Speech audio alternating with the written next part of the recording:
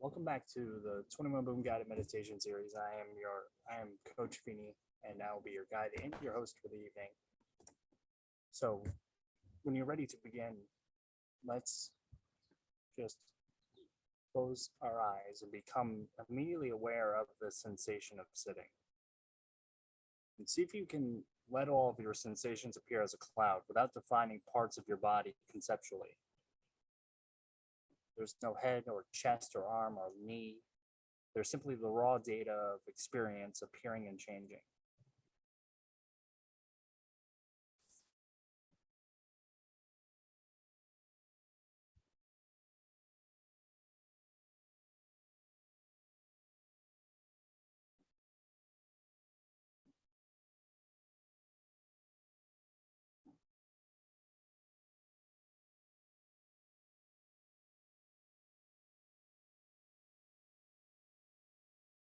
Notice that some of these sensations are pleasant, some are unpleasant.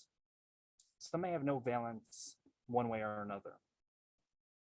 See if you can relax your concern about all of that and simply observe the flow of experience.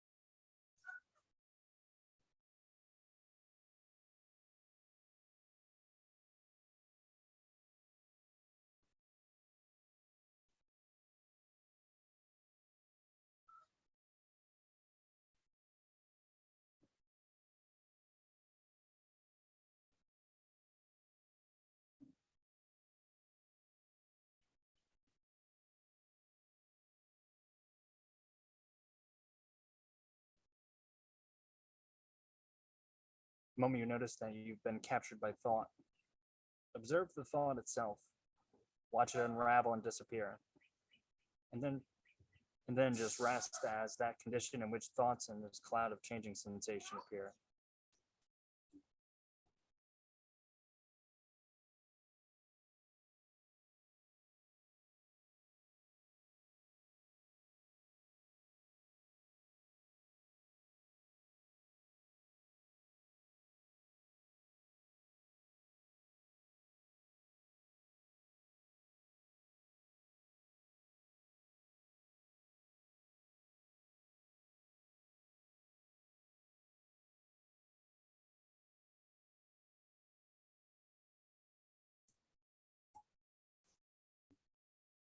While it's possible to direct your attention to specific sensations in the body, like the breath, or your back resting against the chair, see if you can practice a truly choiceless awareness.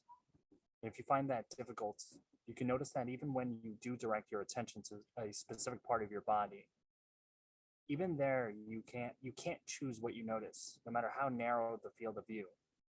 Sensations simply appear on their own and have whatever character they have, just like sounds and thoughts and anything else you might notice.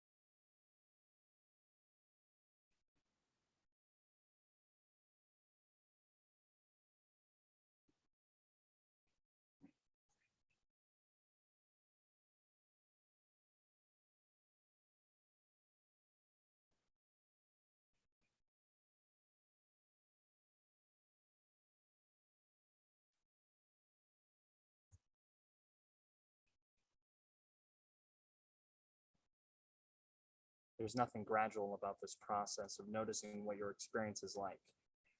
You already notice it, it's already vividly appearing. Even if things are indistinct, even if the breath is vague or sensations elsewhere in the body are in some way diffuse, that, however things seem, can be clearly known.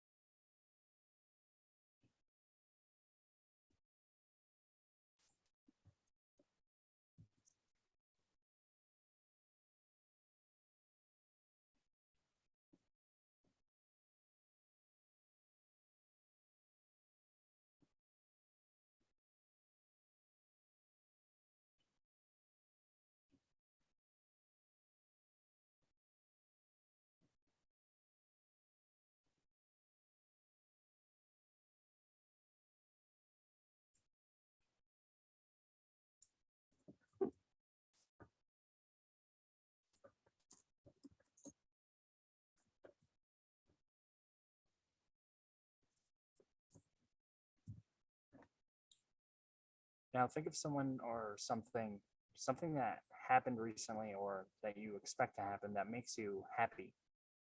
It fills you with some positive emotion, love, excitement, or joy. Just bring a few of those things to mind. You might think of someone you love, perhaps your spouse, a best friend, or a child, when they've been at their absolute happiest. And picture them smiling and laughing. And notice how that colors your mind. Let it color your mind. You might notice your own smile begin to appear in your own mind. You may, in fact, have found yourself smiling. And just notice all of this.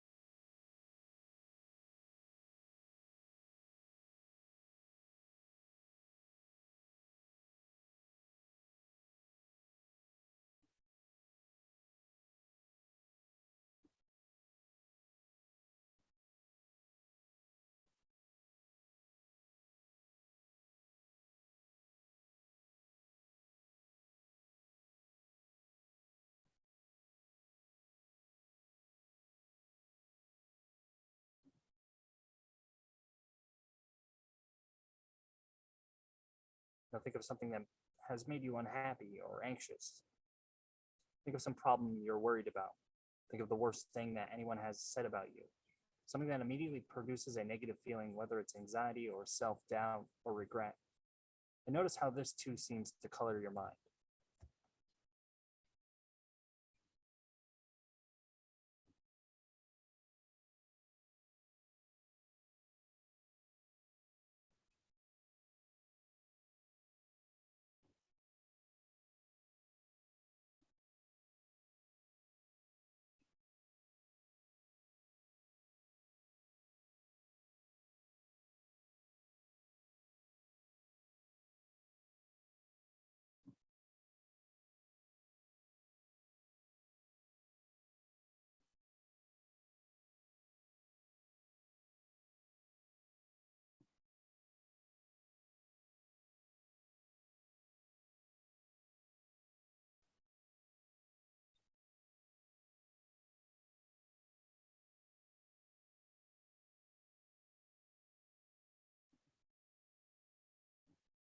Where is this feeling? What is it? How do you know that anything about yourself has changed? What is the signature of this change? And what did changes of this sort mean? These aren't questions to be answered in words. See if you can feel your way into them.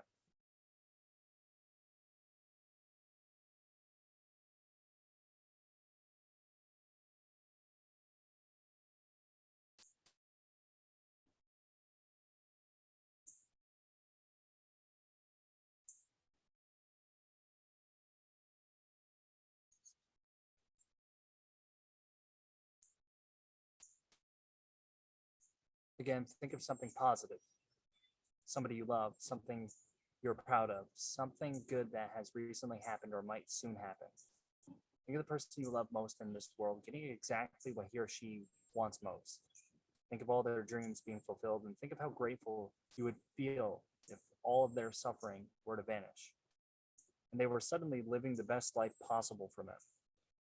Feel what your response to that would be. And as you kindle feelings of this kind, recognize them as states of energy in your body and mind, as appearances in consciousness.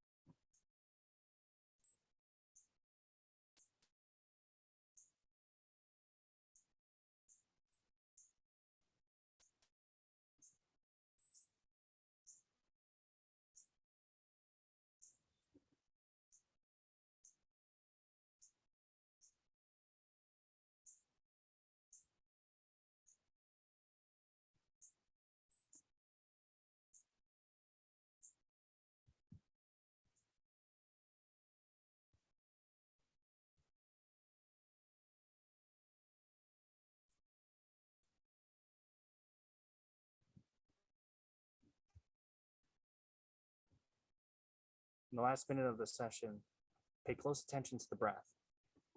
Really focus. See if you can fully cover it with your awareness.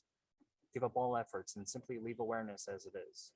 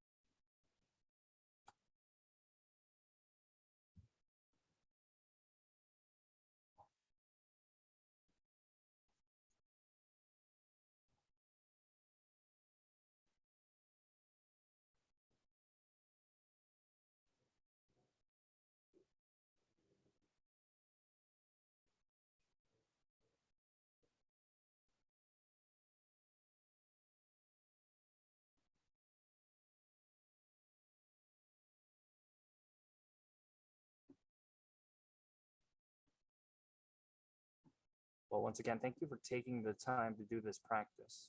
And I wish you much happiness for the rest of your day. And I will see you back here next week. First, there seems to be a fair amount of confusion and even frustration around the concept of the self being an illusion. And this probably inevitably, it really does come with the territory. There are many claims about meditation that are not paradoxical, of course. The idea of meditation might make you feel better, that you can become less reactive or agitated or judgmental, that you might spend less time lost in thought, that you might gain some control over your negative emotions. None of these claims are paradoxical, and they all sound very positive. But the idea that you might recognize that there is no self or that free will is an illusion, these things sound strange and even undesirable. Now, as it turns out, all of these things are true. Meditation can make you feel better and it can give you more freedom in the conventional sense. It can allow you to let go of negative emotions, for instance. But it can also reveal that the self isn't what it seems. The illusion of the self, the illusion of free will, the illusion of control. These all come down to the same misapprehension of what is happening in every present moment. So what is happening in every present moment? Well, everything is simply appearing, and it's appearing in a context that is truly undefined because any apparent definition is yet another appearance. The feeling of continuement, confinement, the feeling of being a self, the sense that there's any structure at all to experience. This cannot be the context. It must be among the experience in some sense. Otherwise, it can never be felt or known. You couldn't feel like a self unless the feeling itself appeared. Now, I generally refer to the context of experience as consciousness or awareness or the nature of mind. It's merely the fact that things seem to be any way at all. There are sights, sounds, sensations, intentions, emotions, memories, plans, judgments, all ceaselessly arising. They aren't arising to anyone, and the sense that they are, the sense that there's a knower in the middle of the known, a seer of sights, a hearer of sounds, a cop directing traffic, a rider on the horse of consciousness surveying the landscape. That is the central illusion that meditation undercuts. This is where meditation ceases to be a practice and becomes a recognition of the way things always already are. But pointing people towards this recognition can seem paradoxical, and many people find this frustrating. There's an old story that's appeared in many different traditional contexts. I'll put it in slightly different terms. Imagine that you're in a city. Let's say you're in New York, and you've been walking around all day, and you decide you'd like to go to Central Park. Now, you don't know the city well, and you've gotten a little turned around, and let's say the GPS on your phone isn't working. So you stop a fellow pedestrian and you say, "Excuse me, can you tell me how to get to Central Park from here?"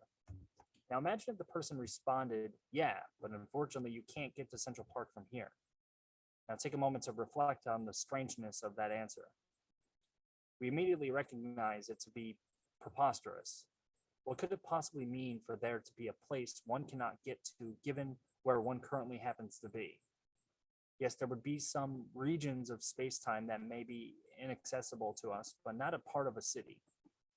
Now, this is a decent analogy for the predicament that every meditator finds him or herself in. You can't get there from here.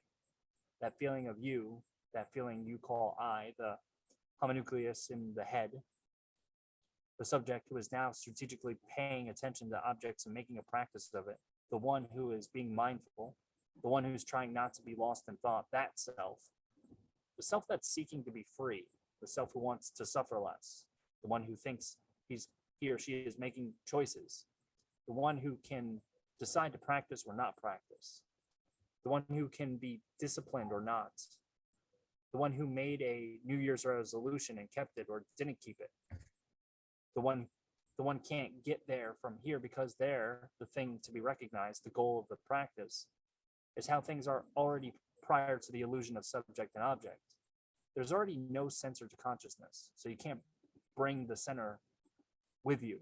You can't jump into a hole and pull the hole in after you.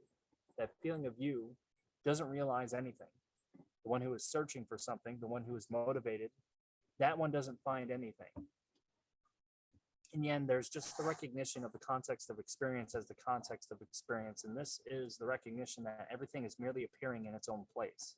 And everything is, in some sense, mysterious or defined only by a further act of conceptualization, which is just yet another strand of experience. Here, there is nothing defined, but that is the finding. Nothing is missing, nothing is lost, except for the sense that there's some position from which to seek to improve experience. This is why the recognition of no center serves the conventional purpose of not mindfulness, because it's synonymous with equanimity. Recognition amounts to a radical acceptance of experience in the presence, and acceptance doesn't mean you're paralyzed. It's not that one can't act from this place, and in acting, one can change experience in ways that are conventionally desirable. Recognizing the nature of mind is compatible with brushing one's teeth, for instance, but in each moment of recognition, there's simply the totality of appearances, and you are not in the middle of it, or on the edge, or outside looking in. There is no one looking, and yet everything appears. Can you see that?